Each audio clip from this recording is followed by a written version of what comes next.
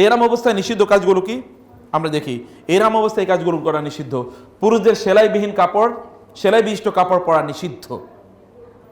এমনকি যেমন ধরুন আপনি ওয়াশরুমে যখন ঢুকবেন গোসল করার জন্য, তখনও আপনি সেলাই যুক্ত কোনো কাপড় আপনি, যেমন আপনি হতে পারে যে ঠিক আছে আমি একটা গামছা বা একটা তোয়ালে পরে আমি গোসল করবো, আপনি তা করতে পারবেন না। এগুলো কোনোটাই আপনি তাহলে কী করবেন? আপনি জানেন যে ওয়াশরুমে আপনার আনড্রেসড হয়ে গোসল করা জায়েজ, কিন্তু উত্তম না। ওয়াশরুমে আনড্রেসড হয়ে গোসল করা কি জায়েজ, কিন্তু উত্তম না। এই জন্য উত্তম না কারণ ওইখানে কারা থাকে? দুষ্ট জিনগুলো থাকে। দুষ্ট জিনগুলো আপনার শরীরের দিকে তাকালে আপনি ক্ষতিগ্রস্ত হতে পারেন। সে কারণে জায়েজ, কিন্তু এটা উত্তম না। আপনি করতে পারেন, কোনো সমস্যা নেই। অথবা আপনি সেখানে আনড্রেসড হয়ে গোসল করবেন, নো প্রবলেম। অথবা আপনার এহরামের কাপড় তো আছে, সিস্টারদের তোর প্রবলেম নাই, ব্রাদারদের এহরামের কাপড় আছে না আরও, আপনাদের 2টা সেট আছে, কমপক্ষে 2টো সেট আপনি নিয়ে যান। তো একটা সেটে আপনি গোসল করে এরপরে ওইখানে শুকিয়ে দেবেন, আর আরেকটা সেট পরে এরপরে আপনি এহরাম এর কাপড় আরেকটা সেট পরে এরপরে আপনি ইয়েতে যাবেন, বাইতুল্লাহতে যাবেন, বা আপনার যে সকল কাজ আছে সেগুলো আপনি করবেন। এটি করা আপনার জন্য। মহিলাদের জন্য, সিস্টারদের জন্য তো আর সেলাইবিহীন কাপড়ে কোনো ইস্যু নাই, তারা যেটা ইচ্ছা সেটাই তারা করতে পারে, কিন্তু আপনাদেরকে এটা নিশ্চিত করা লাগবে আপনাদের। 2 নম্বরে কি? মহিলাদের জন্য মুখমণ্ডল আবৃত করা এবং হাত মোজা পরিধান করা, এটা নিষিদ্ধ তার জন্য। 3 নম্বরে কি, 2 নম্বরে যে পুরুষদের জন্য মাথা এবং মুখমণ্ডল ঢাকা, এটা ঢাকতে পারবেন না। মাথাও ঢাকতে পারবেন না, মুখও ঢাকতে পারবেন না। মাথায় আপনি কোনো কিছু মাথায় এটে থাকবে, যেমনিভাবে মহিলাদের নেকাব, এরকম মাথার সাথে সেটে থাকবে, যেমন টুপি অথবা রুমাল, এরকম আপনি ব্যবহার করতে পারবেন না। কিন্তু ছাতা ব্যবহার করতে পারবেন, কারণ ছাতা তো মাথার সাথে লেগে থাকে না, ছাতা ব্যবহার করা যাবে না। এবং আপনার মুখটাও কি আপনি ঢেকে রাখতে পারবেন না। মাথা ঢেকে রাখা না মানে হচ্ছে মুখ ঢেকে রাখতে পারবেন না। আর বিশেষ করে পায়ের কি, পায়ের পাতাটি আপনি, পায়ের গোড়ালি যেটি, এটা গোড়ালি আপনি ঢেকে রাখতে পারবেন না। মহিলাদের জন্য মুখমণ্ডল আবৃত করা, পরিধান করা নিষিদ্ধ আমরা বলেছি। এরপরে 4 নম্বর কি? যে কোনো ধরনের সুগন্ধি ব্যবহার করা, যেমন আতর, গন্ধযুক্ত তেল, সাবান, সুগন্ধি, টিস্যু, এগুলো কোনোটাই আপনি ব্যবহার করতে পারবেন না। তবে আপনি দেখবেন মক্কা মদিনার হোটেলগুলোতে এক ধরনের সাবান পাওয়া যায়, ওটা কিন্তু সুগন্ধি নাই। ওই সাবানের মধ্যে কি নাই? সুগন্ধি নাই। ওই জাতীয় সাবান ব্যবহার করা জায়েজ আছে, ওই জাতীয় সাবান ব্যবহার করা জায়েজ আছে, যেটাতে সুগন্ধি নাই। গন্ধ থাকলে আর ওইটা ব্যবহার করতে পারবেন না, গন্ধ যদি থাকে। হ্যাঁ হ্যাঁ, এহরাম স্যুপ, এটাই আমি বললাম। এহরাম স্যুপ আছে, আপনি এহরাম স্যুপ ব্যবহার করতে পারেন, তাতে কোনো মানে এহরাম স্যুপ মানে হচ্ছে ওখানে কোনো গন্ধ থাকবে না।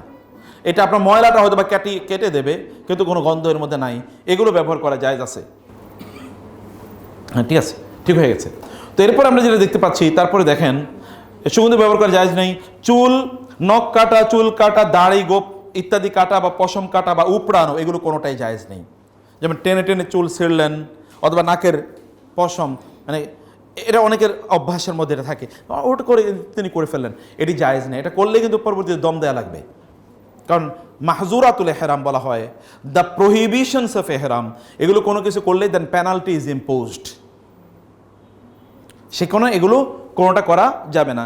এবং যে কোনো ধরনের পোকামাকড় বা উকুন শরীর হতে ইত্যাদি মারা যাবে না। যেমন মাথায় উকুন, মহিলার সিস্টাররা তো এমনি একটা অভ্যাস থাকে, না, এটা করা যাবে না।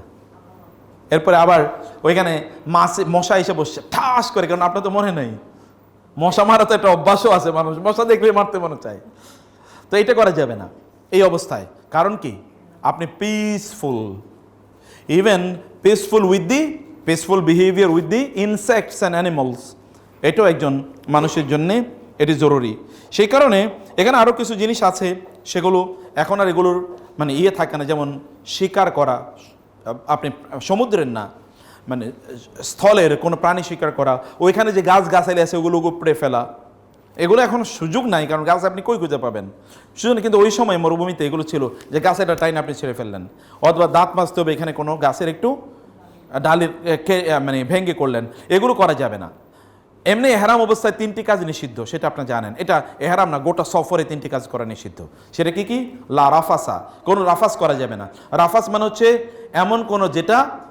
এমন কোনো কাজ যেটা হারাম, এবং যেই কাজগুলো মানুষের, যেটা that is to be done between the husbands and the wives, এরকম কোনো কাজ করা নিষিদ্ধ।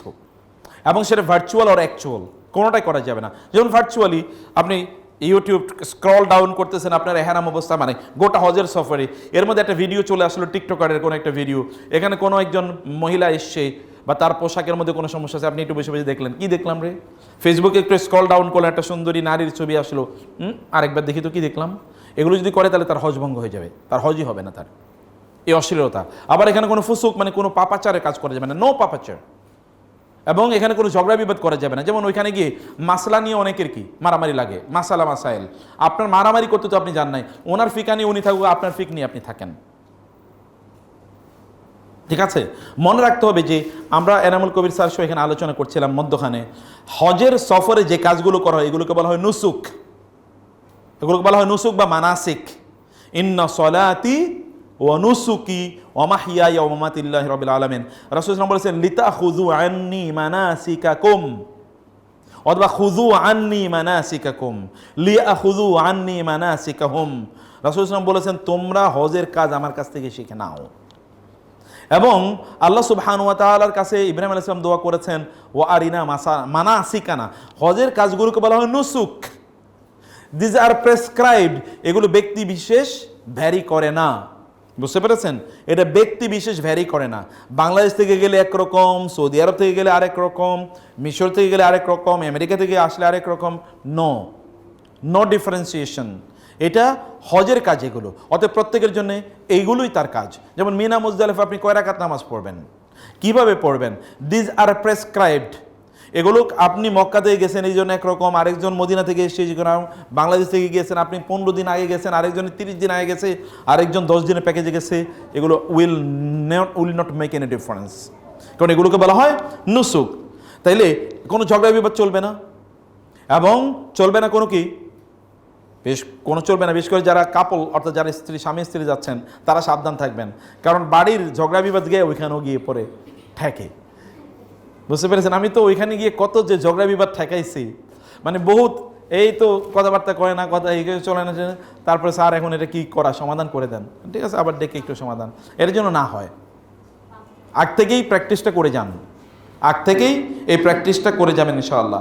এখানে আমরা যেটা বলছি, তবে মহিলারা পরপুরুষের উপস্থিতিতে খিমার দিয়ে চেহারা ঢেকে নেয়া অথবা আবায়ায়ের আঁচল দিয়ে হাত ঢেকে রাখা উত্তম।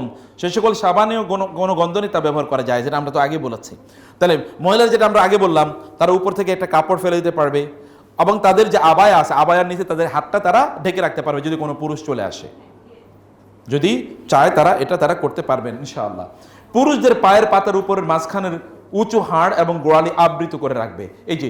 এই গোড়ালি এবং এই যে পায়ের উপরের, যেটা পায়ের পাতা বলছি আমরা, এই দুটো তারা কি করে রাখবেন? অনাবৃত রাখবেন, এগুলো যেন আবৃত না থাকে।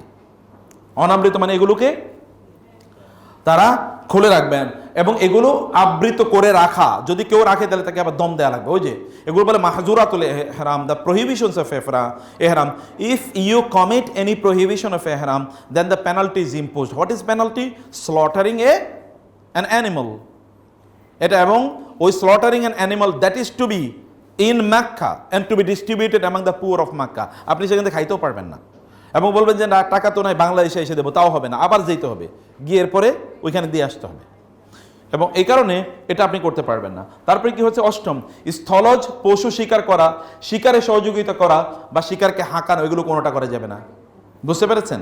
এগুলো কোনোটা আপনি করতে পারবেন না। যেমন ওখানে কবুতর আছে, দইরা এরপরে কবুতর একটা আইনা জবাই করে, কবুতর খাওয়া তো যায়, সমস্যা নেই, চিন্তা করুন আছে একটা আইনা খায়া ফেলাই, দেখি কেমন লাগে, সেগুলো আপনার জন্য করা যায়, কোনো কিছু আপনি করতে পারবেন না। This are not permissible during হজ। আল্লাহ সুবহানাহু ওয়া তাআলা বলেছেন এখানে, তোমরা ইহরাম অবস্থায় শিকার হত্যা করো না। ওয়া ইযা হালালতুম ফাসতাদু ওয়া আনতুম হুরুম, কোরআনে বলা হয়েছে, যখন তোমরা কি করবে, তোমরা যখন ইহরাম অবস্থায় থাকবে তখন লা তাসতাদু, তোমরা তখন কোনো প্রাণী শিকার করতে পারবে না। ওকে, তোমাদের জন্য এই যে সামুদ্রিক প্রাণী, এরপরে আমরা বলেছি সমুদ্র দিয়ে যদি যায় তাহলে ওইখান থেকে মাছ ধরে খাওয়া যাবে। এখন তো আগে 6 মাস আগে রওনা দিত, মানুষ খাবে কোত্থেকে, সেই কারণে ওইখান থেকে মাছ ধরে তারপরে খাওয়া জায়েজ আছে, কিন্তু সমুদ্রের প্রাণী শিকার করা জায়েজ, স্থলের প্রাণী সেগুলো শিকার করা জায়েজ নেই। অশ্লীলতা, স্বামী স্ত্রীর দৈহিক সম্পর্ক এবং এত সংক্রান্ত আলোচনা, এগুলো করা যাবে না, একসাথে তারা থাকছেন, এবং তারা এগুলো নিয়ে কোনো আলাপ আলোচনা তারা করতে পারবেন না, বা এগুলো নিয়ে তারা চিন্তা করতে পারবেন না। এগুলো নিয়ে কোনো ধরনের ইউটিউব অথবা ফেসবুক অথবা অন্যান্য জায়গায় এগুলো তারা দেখতে, কোনোটা দেখাতে জন্য নিষিদ্ধ, হারাম। অসৎ কাজ, পাপাচার, অন্যায় আচরণ এবং ঝগড়া কলহ, ঝগড়া বিবাদ, এগুলো কোনোটাই তার জন্য করা জায়েজ নেই। আল্লাহ সুবহানাহু ওয়া তাআলা বলেছেন হজ্জের মাসগুলো সুনির্দিষ্ট, অতএব লা রাফাসা লা ফুসুকা লা জিদালা, no say no this three things, say no to this three things, এই তিনটি জিনিসের প্রতি নো বলতে হবে, যে জিনিসগুলো আমরা এর আগে বলেছিলাম। বিবাহ করা যাবে না, বিবাহ দেওয়া যাবে না, বিবাহের প্রস্তাবও দেওয়া যাবে না। ওই সময় আপনার মেয়ে বড় হয়ে গেছে, বোন বড় হয়ে গেছে, অথবা শ্যালিকা আছে, অথবা ধরুন এমক তমক, অথবা ননদ আছে, তাদের বিয়ের ব্যাপারে কারোর সাথে ওইখানে আলোচনা করতে পারবেন না ডিউরিং এহরামের সময়। এই সকল আলোচনা নিষিদ্ধ। এরপরে আপনি আলোচনা করেন, কার বিয়ে নিয়ে আলোচনা করবেন, কার শাদী নিয়ে আলোচনা করবেন, কিন্তু এখানে কোনো প্রস্তাবনাও আলোচনা করা যাবে না। ব্যাস, এই সময় এই সকল কাজগুলো নিষিদ্ধ। হারাম এলাকার ভিতর গাছের পাতা ছেঁড়া, অথবা ডালপালা ভাঙ্গা, অথবা গাছ কাটা, অথবা ঘাস কাটা, এগুলো কোনোটাই একজন মুসলিম মানে একজন মুহরিম তিনি করবেন না। হারাম এলাকায় কোনো পরিত্যক্ত বস্তু কুড়ানো, ওইখানে কিছু একটা পড়ে আছে, যাই হোক না কেন, এমনিতে যেটা রাস্তায় পড়ে থাকে এটা গ্রহণ করা কোনো মুসলমানের জায়েজ নেই। মানে যেটাকে বলা হয় লোক্তা। লোক্তা মানে হচ্ছে কোনো একটা জিনিস পড়ে আছে, কারণ যার পড়ে আছে তিনি এখানে খুঁজেই নেবেন।